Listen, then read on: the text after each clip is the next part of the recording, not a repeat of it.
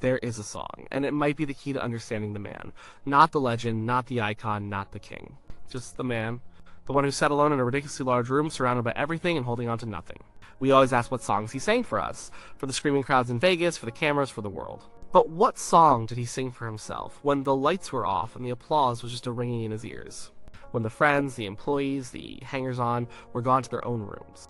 What was the melody of his own loneliness? We have to go to the mid-1970s. This is not the Elvis of the 50s. That boy was gone. He was a ghost. This is not the sleek, leather-clad, comeback Elvis of 68. That man was a memory. This Elvis was something else. He was a prisoner of his own fame, his own image, his own home. Graceland wasn't a house anymore. It was a fortress, it was a bubble, and inside, the king of the world was suffocating. Imagine the scene. It's 3 a.m. That was his daytime. The real world slept while he was awake. He'd be in his den, the one they called the jungle room, shag carpet on the ceiling, a fake waterfall. It was a strange, tacky paradise. Books were everywhere. He was a searcher.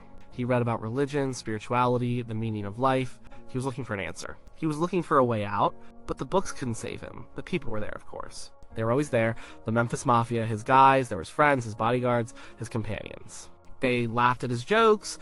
They watched movies with him. They ate the ridiculous sandwiches he loved. But were they really with him? Or were they just orbiting the sun, feeling its warmth, but never getting close enough to see the fires that were burning it out from the inside? He was the boss. He was the king. And a king is never just one of the guys. There is a distance that can't be crossed. He paid their salaries. They depended on him. That changes things. It creates a barrier. So even in a room full of laughter, he could be the loneliest man on earth. And Priscilla was gone. That was the big one. The wound that never really healed. He had lost her. He had pushed her away. Or she had drifted away.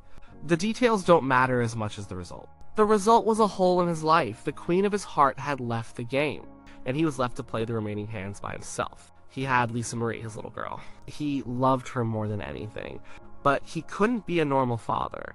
He was Elvis Presley. He saw her on visits. It was scheduled. It was planned. It wasn't the easy, everyday love of a dad and his daughter. It was another painful reminder of what he had lost, of the normal life he could never have. So he worked, he went to Vegas, he went on tour. It was a grind, the same songs night after night. The jumpsuits got gaudier. The performances got more erratic.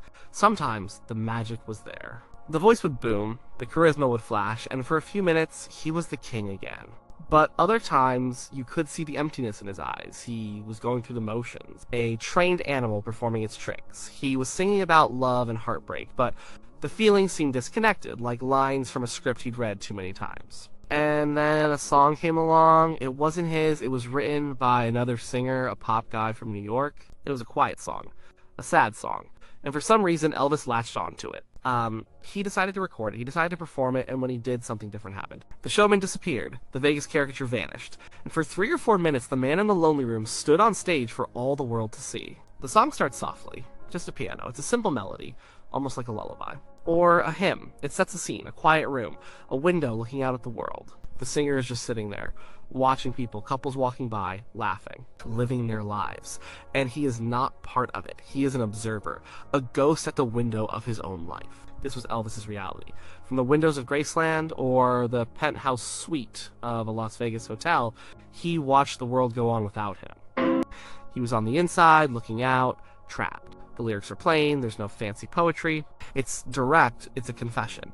The singer talks about a game he plays to pass the time. It's a game for one. There's no opponent, there's no partner. The only person you can win or lose against is yourself, and he always seems to lose. Think about that.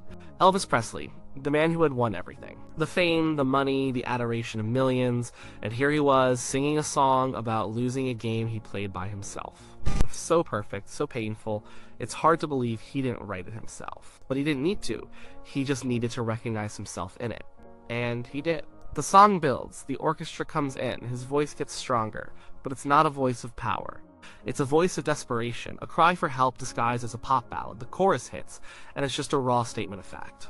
A declaration of loneliness. He sings about the game and how it's the only thing he has left. The music swells around him, big and dramatic, like a Hollywood movie score. But his voice is just a human sound in the middle of it all. A man telling you he is utterly, completely alone. And then there's the part that must have cut him to the bone. the part about the cards. The song talks about the deck familiar faces of the kings and jacks, and it mentions one card specifically. The Queen of Hearts, the one who isn't there. The one who could have saved him. The one who made the game worthwhile. But she's gone, he can't find her, he sings about searching for her, but she's not in the deck anymore. He knows it, and he knows whose fault that is. The song doesn't blame her, it just states her absence as a fact. A cold, hard fact that defines the game. For Elvis, this wasn't just a clever line in a song. This was Priscilla. She was his Queen of Hearts. He met her when she was just a girl. He molded her, he loved her, and he lost her. Every time he sang that line on stage, who was he seeing in his mind? It could only be her, the empty space beside him. The reason the game wasn't fun anymore. The reason he was just going through the motions, turning over cards, hoping for a different outcome that he knew would never come. The people who saw him perform this song said it was different. It wasn't part of the act. He would stand still at the microphone. The usual stage banter would stop. The mood in the room would change. It was like he was in a trance. He wasn't singing to the audience in the expensive seats. He was singing to himself. He was exercising a demon right there in the spotlight. His band members could feel it. The energy shifted. This wasn't Hound Dog. This wasn't Jailhouse Rock. This was a man ripping his heart out and holding it up for everyone to see. And a lot of people probably didn't even get it. They applauded because it was a pretty song with a big finish. But if you were really listening, you heard something else. You heard a confession. The song's structure is a trap, just like his life. The quiet, lonely verse. The big, desperate chorus. Then back to the quiet. It's a cycle, a loop. There is no escape. The song ends as it began. Quietly, resigned. The game will go on. Tomorrow will be the same. He will sit in the room. He will look out the window. He will play the game. Nothing changes. And that was the horror of his final years. The repetition. The lack of control. He was on a ride he couldn't get off. Every day was the same. The pills to wake up. The pills to go to sleep. The shows. The travel. The empty rooms. The hollow praise. He had all the money in the world, but he couldn't buy a new script. He was stuck with the one he had. Why this song? Out of all the songs in the world, why did this one become his personal anthem? Because it was simple. It was honest. It didn't try to be profound, it just described a feeling. The feeling of being isolated, the feeling of life being a mechanical process, a game with predictable moves and a foregone conclusion. It wasn't a gospel song promising salvation. He sang those too and he believed in them. But they were about hope for the next life. This song was about the reality of this one. It was about the here and now. The unbearable present. It also gave him a character he could inhabit that was true to himself. He didn't have to pretend to be the young rebel anymore. He didn't have to pretend to be the sexy leading man. He could just be a sad man playing cards. It was a costume that fit. The jumpsuit was the lie. The man singing this ballad was the truth. It was a moment of pure, unvarnished reality in the middle of the world's most spectacular fantasy. Think about the irony. A man whose life was a spectacle, whose every move was watched, finding solace in a song about being unseen. A man who defined companionship for a generation, whose music brought people together, finding his own truth in a song about solitude. It's a brutal paradox. He was never more himself than when he was singing about how he had lost himself. He was never more connected to his own heart than when he was singing about how disconnected he was from everyone else. We can't know for sure what was in his head. We can only look at the evidence. The life he was living. The man he had become. The words of the song he chose to sing. And when you put it all together, it's hard to escape the conclusion. This was more than just another cover song he added to the set list. This was his story. This was his diary entry set to music. This was the sound of his silence. So when the show was over, when he was back in the hotel suite or the quiet rooms of Graceland, you have to wonder if he ever hummed it to himself. Not the big orchestrated version, just the simple piano melody, a quiet tune for a quiet room. A song to keep the silence at bay. A reminder that the game would start again tomorrow.